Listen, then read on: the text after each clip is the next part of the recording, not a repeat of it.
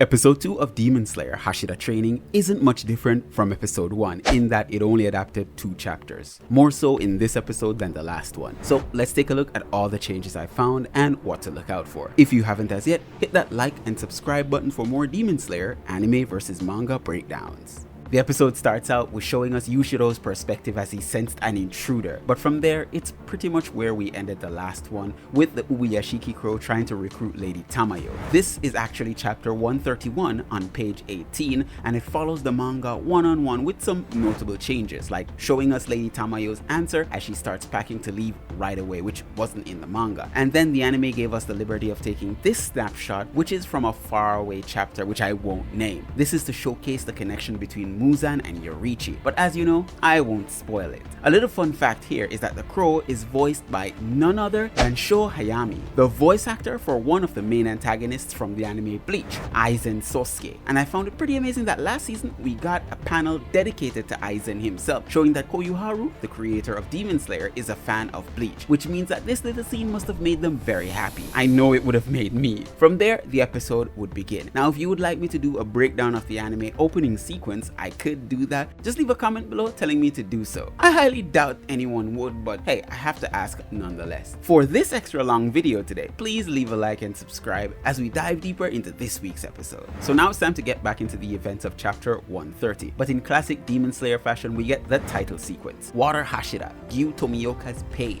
which in the background is his pattern engraved. But the episode switches up some panels in that now we get to hear the content of Tanjiro's letter rather than waiting until he meets up with Giyu like in the manga. The master isn't able to move anymore, so he asks Tanjiro to talk to Giyu for him, as he knows that the only person whose talk no jutsu is stronger than his is that of Tanjiro's. So he heads off, but before that we get an anime exclusive scene of Tanjiro asking Aoi for some advice. And I really love the advice she gives. She gives him some onigiri and says that'll solve everything. And I can't argue with that, as the way to a man's heart is through his belly. At any rate, Tanjiro straps on the food and heads on over to Giyu's place. The anime and manga pretty much would align, with Tanjiro calling for Giyu and then rudely letting himself in and getting way too close for comfort. A few changes in the manga versus the anime here are really minor.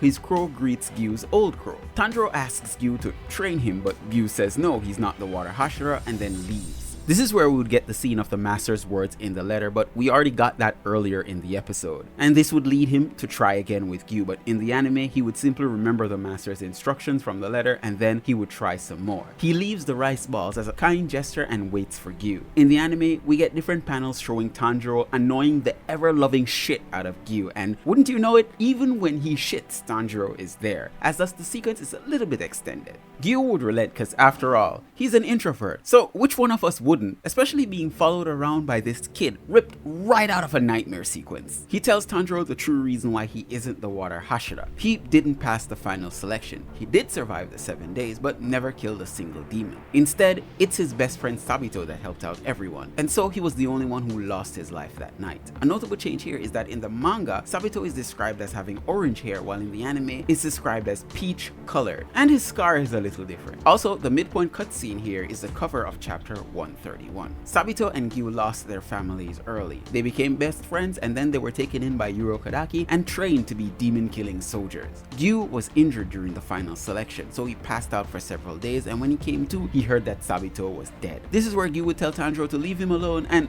leaves, so the chapter ends. Chapter 131 begins with Tanjiro finally understanding Giyu's feelings, knowing exactly what he's going through, as Rengoku did the same thing for him, giving his life to make sure that no one else died. And so Tanjiro uses his talk no jutsu to get through to Giyu, who now remembers why he fights and decides to train. But Tanjiro kind of overshot it and asks Giyu to eat some food with him instead, which isn't a bad idea, it just comes at the wrong time. They enter a noodle eating contest in their chibi form. Giyu lets him know that he's ready to fight, but what about Shinobu? She isn't taking part in the training. I wonder why. So we end up catching up with her as she tries to control her emotions. Kanao comes to say hi, and then Shinobu lets her in on a little secret about the demon that killed her sister and how Kanao can go about killing this demon. Ho ho ho! Foreshadowing, I see.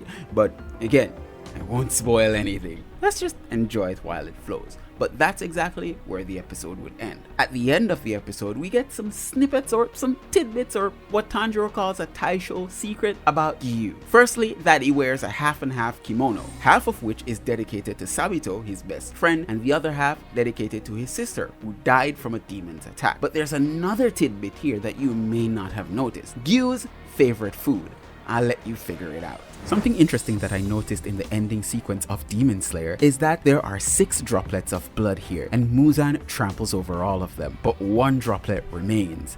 This signifies Tanjiro's family, his 5 siblings and his mother. And when Muzan steps on them all, only 1 still remains, which is Nezuko, who's now the center of his plans. This is some amazing visual storytelling by Ufotable. I think they take their time when it comes on to the ending sequence of Demon Slayer, and there's a lot of hidden facts and tidbits and lores and all of that. Not only in the ending sequences, but the openings as well. If you'd like me to do a breakdown of that, let me know in the comments below. If this video gets 50 to 100 likes, I'll be working on the next episode of Demon Slayer. But if it doesn't, I'll just scrap it and move on. You let me know what you want to see. At any rate, this episode was pretty straightforward, not much missed, so there's no need for the numbers section. I absolutely love what Ufotable has done with this season. They've really refined a lot of the character designs as well. Sanemi's scars look actually different from what they looked like in season 1, and even Tanjiro's scar gets some textures to it, which is really nice, you know? Again, no count this week, as there isn't really much changes when it comes on to the manga and anime. They're only animating like, what, 2 chapters every episode, which it's fair to say they practically didn't skip anything. Rearranged a lot, changed small details, but no skipping of panels, so that's how that goes.